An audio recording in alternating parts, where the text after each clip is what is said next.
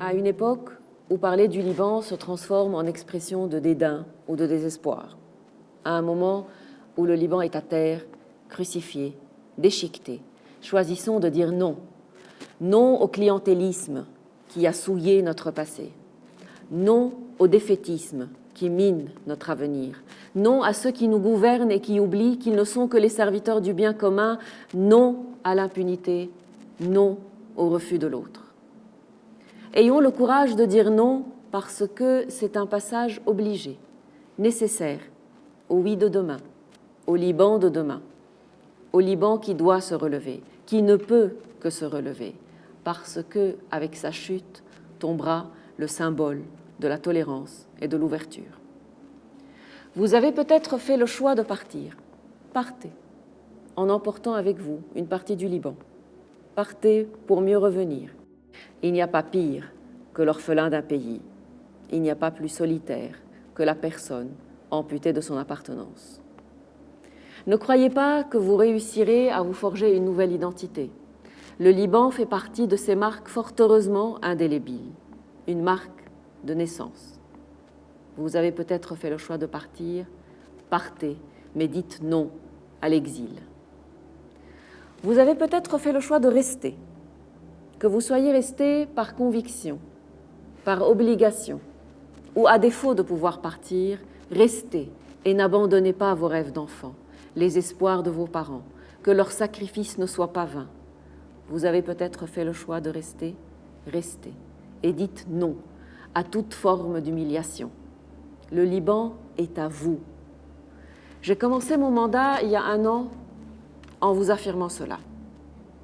Aujourd'hui, 1 an après, je le répète, et je m'engage, avant certains et avec vous, à dire non.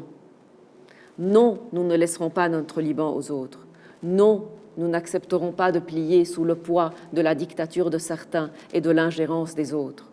Il n'y a pas de dictature éclairée, il n'y a point d'ingérence amie. Le 4 août revient cette année avec l'amertume de l'incompréhension et de l'injustice. Resterons-nous les bras croisés et les esprits anesthésiés? Ancrée dans Beyrouth et dans la cité, la sagesse a depuis longtemps dit non à l'intolérance et au refus de l'autre. De tout temps, les anciens de la sagesse ont été et demeureront des esprits libres et contestataires.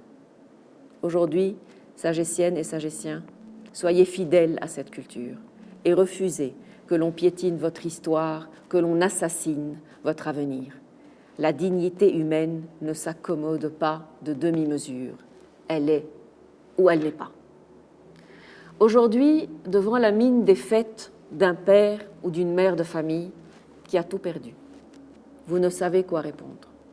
Demain, que diriez-vous à un enfant qui vous demande pourquoi il ne mange pas à sa faim? Et si, demain, cet enfant était le vôtre? Lui diriez-vous qu'il n'est pas nécessaire de manger pour grandir? Qu'il est utopique de faire des projets d'avenir? Qu'au Liban, l'on ne vit qu'au jour le jour et encore? Diriez-vous à cet enfant, à votre enfant, que son père ou sa mère, ces exemples dans la vie, n'ont pas su protéger sa vie? Que ceux qui sont censés bâtir leur univers autour de son monde ont plié l'échine devant la corruption et l'égoïsme? Lui diriez-vous que ces héros sont des lâches? Chères sagessiennes et sagessiens, qui êtes devenus aujourd'hui des anciens de la sagesse, en tournant une page de votre parcours, n'oubliez pas que la vraie vie commence maintenant et que pour conquérir le monde, ce que je vous souhaite, pour conquérir le monde, il faut commencer par avoir un chez-soi. Ne soyez pas lâches. Armez-vous de vos souvenirs d'enfants, de vos ambitions d'adultes et projetez-vous dans l'avenir. Osez le non, même si changer le monde prend du temps. Ayez le courage de refuser la servitude. Ayez le courage de dire non parce que, voyez-vous, dire non, c'est rester libre. Dire non, c'est mériter notre Liban. Chers anciens de la sagesse, j'ai choisi de dire non. Et vous ?